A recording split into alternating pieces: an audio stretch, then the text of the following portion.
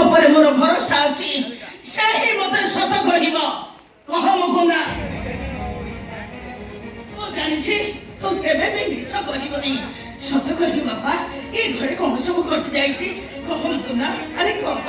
আচ্ছা এ রিক্সাওয়ালা উপর তোর এতে ভরসা বিশ্বাস আছে, সে কইলে বিশ্বাস করবে এটি কଣ ହେଇଥିବ? এ কহুনু এ মুকুন্দা, আরে তু নীরব কাହିଁକି? ଏ କହ। তোরে মা বাবু আনি পଚାରୁଛି। আরে ঘটনাটা କଣ ହେଇଛି ମତେ ଏଠି କହ। କହୁଛି ମା, କହିବି କଣ? କୋଉଠୁ କହିବି, କେମିତି କହିବି? ଆଖିରେ ଅନ୍ଧ ପରି ବାନ୍ଧି ଦୌଡୁଥିବା ଲୋକଟା ଥରେ ଯାହାକୁ ଶତ୍ରୁ ବୋଲି ଭାବି ନେଇଥାଏ, ସେ ତାର ମଙ୍ଗଳ ଚାହିଁ ଯଦି ଆଗରେ ସୁନାମୁଣ୍ଡା ଅଛି ବୋଲି କହେ, ସେ ପଥର ଭାବି ନେଇ ଚାଲିଯାଏ। ଆଗର ଭୋକିଲା ବଡା ପାର୍ଟି ବେଲେ ବସିଛି କହିଲେ ସେ ମିଛ ଭାବି ମରଣକୁ କୋଳେଇ ଦିଏ। କିନ୍ତୁ ଶତ୍ରୁ କଥା ଆମେ ସତ ଭାବି ପାରେ ନା। ମୁକୁନ୍ଦା କିଏ କଣ ଭାବୁ କି ନ ଭାବୁ ସେଥିରେ କିଛି ବି ଯାଏସ୍ ନାହିଁ। ଏଇଟା ହଉଛି ତୋର ହୋମ ଭାଇର ସମ୍ମାନର କଥା, ତା ଇଜ୍ଜତର କଥା। କହିଦେ ମୁକୁନ୍ଦା, ଆରେ ବୋଉକୁ ସବୁ ସତ କଥା କହିଦେ। ମୋ ଭାଇଟା ପରା, ଆରେ ସତ କଥା କହ। କହିବି ବାବୁ, ନିଶ୍ଚୟ କହିବି। ଆଉ ସେଇଟା କଣ ଜାଣିଛନ୍ତି ବାବୁ, ସବୁ ଦୋଷ ହଉଛି ମୋର। କଣ କହୁଛୁ ତୁ?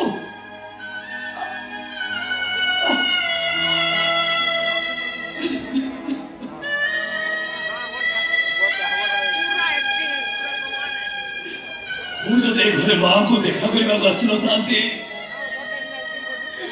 ତାହେଲେ ଏ ଘରେ ଏ ପ୍ରକାର ଘଟଣା ଘଟି ନଥାନ୍ତା। ଭୁଲ ମୁଁ କରିଛି ମା। ଯାହା ଶାସ୍ତି ଦେବାର ଅଛି ମତେ ଦିଅନ୍ତୁ ମା। ଶାସ୍ତି ଦିଅନ୍ତୁ ମା, ଶାସ୍ତି ଦିଅନ୍ତୁ।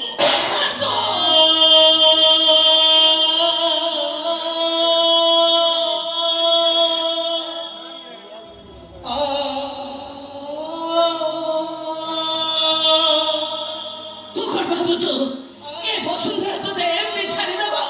ଆରେ ନାଇଁ, ସେ ତୋତେ ଶାସ୍ତି ଦେବ। ମତେ କହ, ତୁ ଏ ଘରକୁ ବାରମ୍ବାର ଆସୁଛୁ କଣ ପାଇଁ? ଏ ଘର ସହିତ ତୋର ସମ୍ପର୍କ କଣ? ଆରେ ମୋ ସହିତ ତୋର ସମ୍ପର୍କ କଣ?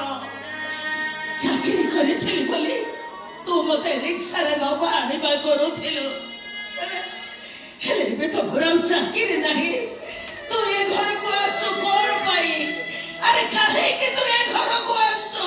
এই কথা ମୁଁ ମୋ ନିଜକୁ ପଚାରୁଛି ମା।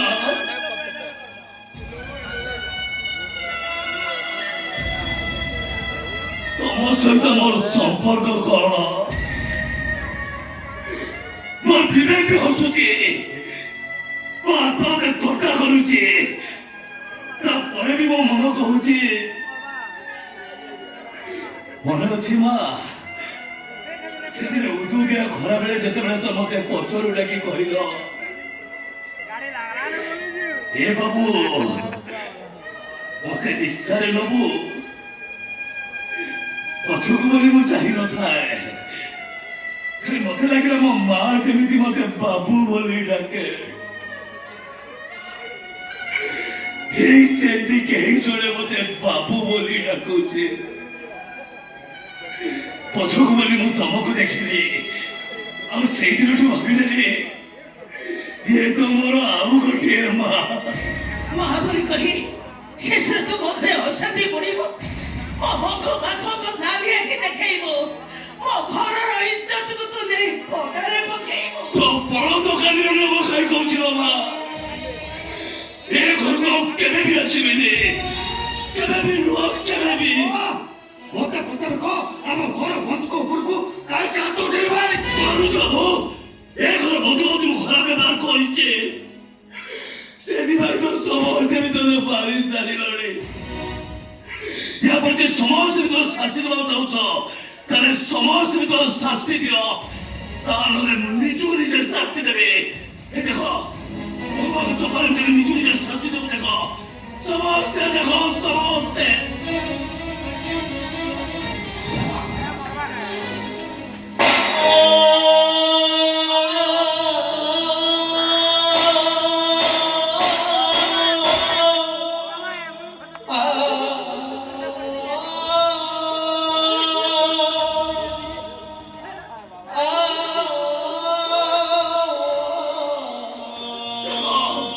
ନିଜ ଭୁଲ ପାଇଁ ମୁଁ ନିଜେ ନିଜକୁ ଶାସ୍ତି ଦଉଛି। ଦେଖ समझते देखो समझते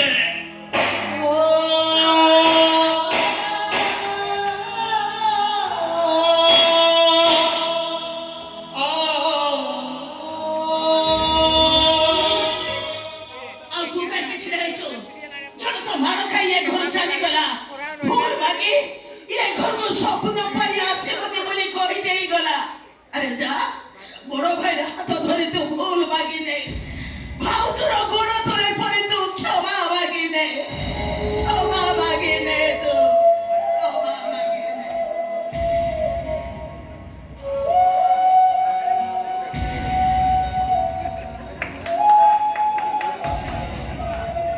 বউ তো ঠিক জানিଛୁ বউ তো পুଅର ଚରିତ୍ର କ'ଣ ଆଉ ମୁଁ ବି ଠିକ ଜାଣିଛି ବଉ ତୁ କାହିଁକି ମୋତେ କ୍ଷମା ମାଗିବାକୁ ବାଧ୍ୟ କରୁଛୁ ଭାଇ ଭାଉଜ ଘର ଛାଡ଼ି ଚାଲିଯିବେ ଏ ଘରର ଚୁଲି ଲିଭିଯିବ ଏଇଥିପାଇଁ ନା କିନ୍ତୁ ଗୋଟେ କଥା ମନେ ରଖ ମୁଁ ଯେତେବେଳେ କୌଣସି ଭୁଲ କରିନି ଅନ୍ୟରେ କାହା ଆଗରେ ମୋ ମୁଣ୍ଡକୁ ନୁଆଇ ପାରିବିନି କାହାକୁ ମୁଁ କ୍ଷମା ମାଗିବିନି କାହାକୁ ନଛିବା, ତୁ କେମିତି ମୋ ପାଦକୁ ଧରିବୁ?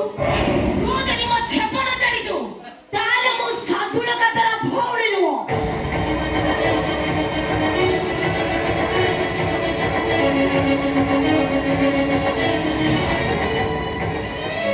ସୌମ୍ୟ, ଚାଲ ମୋ ସାଙ୍ଗରେ ଥାନାକୁ। ମୁଁ ଏବେ ଲେଖି ଆଣିଛି। ଏଇ ଓହୋର ଇଜ୍ଜତ ନେବାକୁ ଚାହୁଁଥିଲା।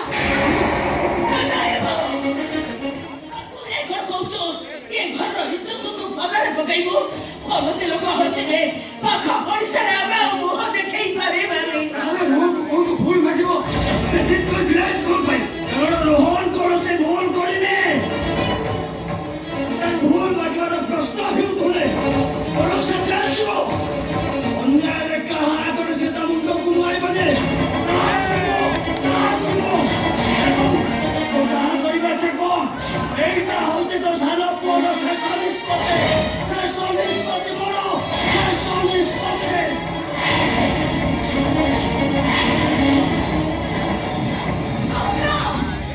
ତମେ ସେମିତି ଟିକେ ଚୁପ୍ ହେଇପାର କିନ୍ତୁ ମୁଁ ଚୁପ୍ ରହିପାରିବିନି। ତମେ ସବୁ ସହି ଯାଇପାର କିନ୍ତୁ ମୁଁ ସହିପାରିବିନି। ତମେ ମୋ ସହିତ ଯିବ ତ ଠିକ ଅଛି, ତାହେଲେ ମୁଁ ଏକୁଟିଆ ଥାନାକୁ ଚାଲିଯିବି। ନାଇଁ ବୋହୂ, ତୁ ସେଠିକି ଯାଇ ମୋ ଠାରୁ ଲୋକ ହସା କର ନା।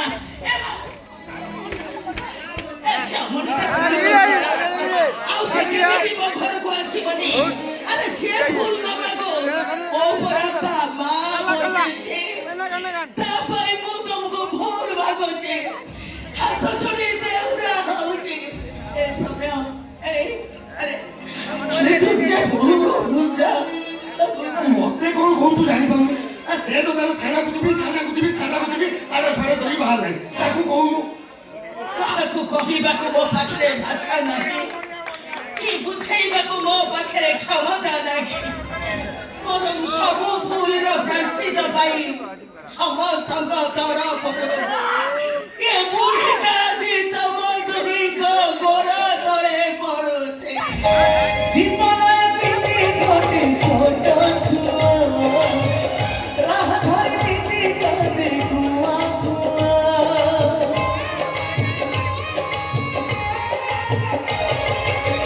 ଜୀବନ ଏମିତି ଗୋଟେ ଛୋଟ ଛୁଆ ରାହ ଧରିଛି ତମେ କୁଆ କୁଆ।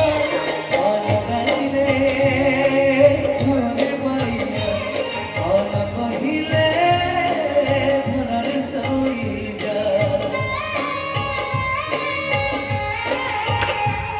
ଅଲଗାଇଲେ ଘରେ ବଇଆ ଅଲ କହିଲେ ধরে সইয়া আখিতে নিদর্শনী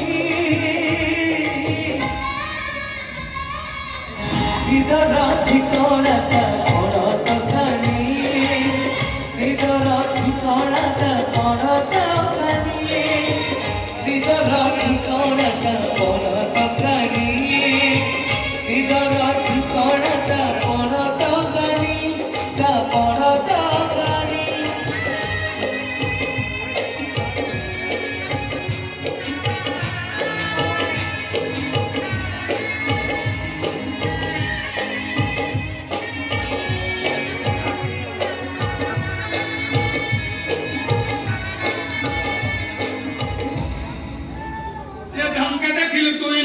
ସିନା ମନକେ ଚିହ୍ନିଲୁ ନାଇଁ ସୁନାକେ ଚିହ୍ନିଲୁ ପାନକେ ଚିହ୍ନିଲୁ ମନକେ ଚିହ୍ନିଲୁ ନାଇଁ ଧନ ନାଇଁ ବୋଲି ମୋର ପାଖେ ନନି ତାର କାତେ ଉଠି ଗଲୁ ଧନ ଅଛି ସିନା ମୋର ନାଇଁ ତାକେ ତୁଇ ଜାଣି ନ ପାରିଲୁ ଗୋଟେ ଦିନ ମିଶା ଜଗି ଦେଲୁ ନାଇଁ କେଡ଼େ କଥା କରିଦେଲୁ ମୁଁ ଗାଁ ଯାଇ କରି ଆସିଲା ବେଳେ କେନ୍ତା ପାଛବି ଦେଲୁ ରେ ନାନି ଛି ଛି ଛି ଛି ଛି ଛି ରେ ନାନି ଛି ছি ছি ছি রে নানি ছি রে ছি রে ছি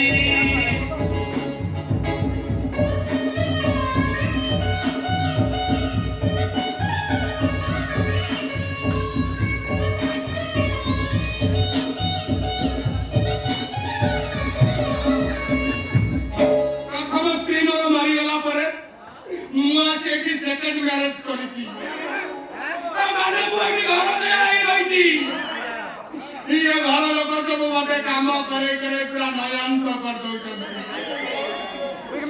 पानी बुआटू आरंभ करी घर रे जेते काम सब अछि सब काम करे करे मते पूरा पंका कर दे जाय स्वामी स्वामी ओरे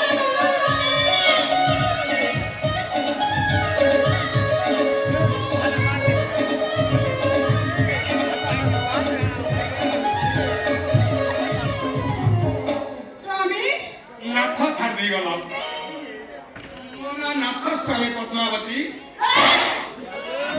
तू का मोहन आधरे डाकुच हराम चाहता पद्मावती बाघर पर आज हमर चतुर्थी राती आज बड़ी राती रे मु तम ना धरी डाकी परबी ना तू मोहन आधरे डाकिबुनी काहे कि ना मु तो स्त्री तू मो स्वामी नुह ठीक कथा कहली मो पद्मावती एकदम राइट कथा कहछि ये होचंती मो ओरिजिनल स्वामी तांको ना कोन तमे जानिछो तांको ना हैला दारू ब्रह्म छुआ बागो ଆମର 8 ମାସକୁ ସବୁ କିଛି ସରି ଯାଇଛି ଏବେ ଆସି ଏଇ ପୁରାପୁରି ଅବସ୍ଥାରେ ପହଞ୍ଚିଛି और पहले ये तो मत स्वामी आठ मास हला तो सब किछि सारिछो ହଁ अरे मते बाही आज काई चतुर्थी करे बाच रे मूर्ख चतुर्थी तू करिबुनी आउ चतुर्थी मु करबी सेति पे देख हैप्पी गोष्ठी करे अछि এই লোক নগরে ତୁ ହେଲୁ ମୋ ସ୍ୱାମୀ କାଗଜ ପତ୍ରରେ ତୁ ହେଲୁ ମୋ ସ୍ୱାମୀ ଆଉ ଆଧାର କାର୍ଡରେ ତୁ ହେଲୁ ମୋ ସ୍ୱାମୀ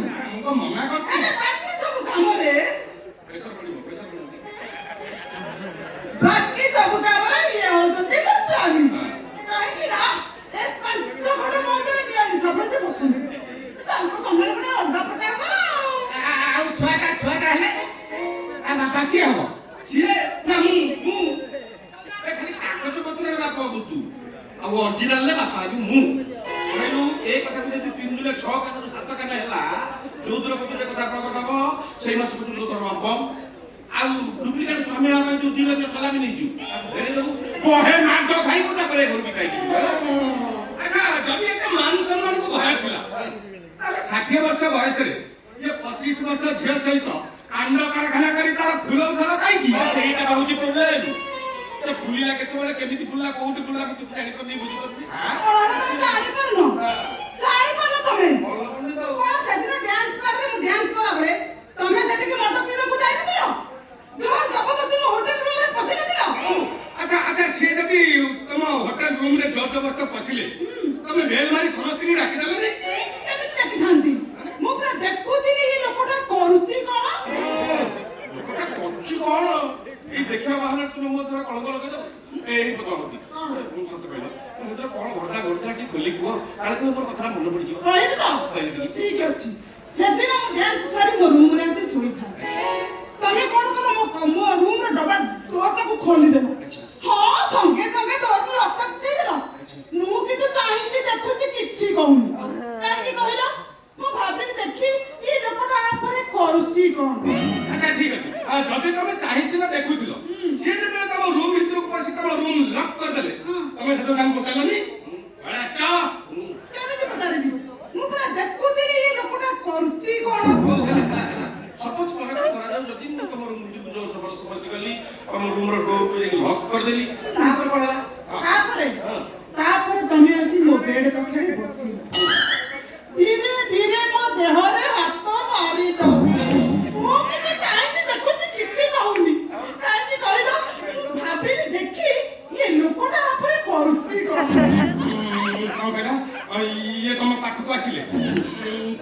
ପାଖରେ ବସିଲେ ଧୀରେ ଧୀରେ ତମ ଦେହରେ ହାତ ମାରିଲେ ତାପରେ କଣ କଲେ ତାପରେ କଣ କଲେ ତାପରେ ଧୀରେ ଧୀରେ ସିଏ ତାଙ୍କ ସାର୍ଟ ବଟନ ଖୋଲିଲେ ପ୍ୟାଣ୍ଟ ବି ଖୋଲିଲେ ମୁଁ କିନ୍ତୁ ଚାହେଁଛି ଦେଖୁଛି କିଛି କହୁନି କାହିଁକି କହିଲ ମୁଁ ଭାବିଲି ଦେଖି ଇଏ ଲୋକଟା ଉପରେ କରୁଛି କଣ ସପୋଜ ମନେକର ଧରାଯାଉ ଯଦି ମୁଁ ସାର୍ଟ ବଟନ ଖୋଲିଲି ପ୍ୟାଣ୍ଟ ବଟନ ଖୋଲିଦେଲି ଖାଲି ମାନେ ଗଞ୍ଜି ଚଡ଼ିରେ ଯାଇ ତମ ପାଖରେ ବସିଲି ତମ ଦେହରେ ହାତ ମାରିଲି ତାପରେ କଣ ହେଲା ତାପରେ ଧୀରେ ଧୀରେ ମୋ ଦେହରୁ ଶାଢୀଟାକୁ ଖୋଲିଦେଲି ଆଉ ଗୋଟେ ଭିଡି ଧରି ମୋ ଓଠ ସାଙ୍ଗରେ ତମ ଓଠକୁ ମିଶେଇ ଦେଲ ମୁଁ କିନ୍ତୁ ଚାହିଁଛି ଦେଖୁଛି କିଛି କହୁନି କାହିଁକି କହିଲ ମୁଁ ଭାବିଲି ଦେଖି ଇଏ ଲୋକଟା ଉପରେ କରୁଛି ଆରେ ତମେ ଯଦି ଚାହିଁଥିଲ ଦେଖୁଥିଲ ତମେ ତ ବୁଝିପାରୁଥିବ ଆଗକୁ ଘଟଣାଟା କଣ ଘଟିବ ତମେ ଉଠି ପଡି ସେଇଠି ତାକୁ ଠେଲିଦେଲନି କାହିଁକି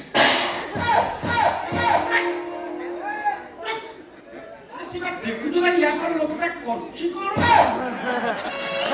କଥା ଭିତରେ ଷଣ୍ଢ ପୁରୁଷ ଆରାମ ହେଲା ସପୋଜ ମନେକର ଧରାଯାଉ ଯଦି ମୁଁ ଏଇ ସବୁ କାମ କାରଖାନା କଲି ତାପରେ କଣ ହେଲା ତାପରେ ଆଉ କଣ ହବ ଯାହା ହବାର କଥା ହେଲା ଏବେ ଆସି ଏଇ ଫୁଲାଫୁଲି ଅବସ୍ଥାରେ ପହଞ୍ଚିଛି ସେଇ ଇଏରୁ ଫୁଲିଲା ତା ସହିତ ମିଛ ବାହାଘର ଆଉ ତମ ସହିତ ସତ ଚତୁର୍ଥୀ ମୁଁ ଖାଲି ମଣିଷଟା ଡାହା ମଝିରେ କଲା ଭଲ ନୁହଁ ପାଚିଲା ଆମ୍ବ ଦେଖୁଛି ହେଲେ ଖାଇପାରୁନି ଫୁଲର ବାସ୍ନା ଶୁଙ୍ଗୁଛି ହେଲେ ଫୁଲକୁ ଛୁଇଁ ପାରୁନି ମାନେ ଭଗବାନ କାହିଁକି ମୋ ଭାଗ୍ୟରେ ଏତେ ଦୁଃଖ ଲେଖିଲେ ଦୁଃଖ ମୋ ଭାଗ୍ୟରେ ଲେଖା ଦୁଃଖ ମୋ ଭାଗ୍ୟରେ ଲେଖା ଦୁଃଖ ମୋ ଭାଗ୍ୟରେ ଲେଖା ଦୁଃଖ ମୋ ଭାଗ୍ୟରେ ଲେଖା ଇଲୋ କେମିତି ପିନ୍ଧିଲୁ ମଥାରେ ସିନ୍ଦୁର ହାତରେ ନାଇଲୁ ଶଙ୍ଖା କେମିତି କରିଲୁ କାହାକୁ ନିଜ ମତେ ଦେଇଗଲୁ ଧୋକା ତୋ ଦୁନିଆରେ ଖୁସିରେ ଅଛୁ ମୁଁ ମରୁଥିଲ ଏକା ଦୁଃଖ ମୋ ଭାଗ୍ୟରେ ଲେଖା ଦୁଃଖ ମୋ ଭାଗ୍ୟରେ ଲେଖା ଦୁଃଖ ମୋ ଭାଗ୍ୟରେ ଲେଖା ଦୁଃଖ ମୋ ଭାଗ୍ୟରେ ଲେଖା ଚାପୁଡ଼ା ତ ଗାଲରେ ଲେଖା ପଛରେ ଗୀତ ଗାଇବୁ ଆଗେ କହ ମୋ ବାସର ଘର ସଜେଇଛୁ କି ନାହିଁ ହଁ ସଦା ଦେଖି ବିଛଣାରେ ଫୁଲ ପକେଇ ଦେଇଛି ରୁମ୍ ସ୍ପ୍ରେ ମାରି ମଶାରୀ ଟାଙ୍ଗି ଦେଇଛି ଛଟ ଛଟ ଛଟ ଛଟ ନାଲି ଲାଇଟ୍ ଲଗେଇ ଦେଇଛି ସ୍ୱାମୀ ବାସର ଘର ପୁରା ରେଡି ଦେହ କଣ ହେଇଗଲି ଆଜି କଣ ହବ ମତେ ଭଲ ଲାଗୁନି ପେଟ ଫୁଲା ଚତୁର୍ଥ ଚାଲ ଚାଲ ଘର ଭିତରକୁ ଚାଲ ଟିକେ ଔଷଧ ପାଣି କରି ଯାଇଛୁ ସ୍ୱାମୀ ଜମା ଡେରି କରିବନି ଶୀଘ୍ର ଆସିବ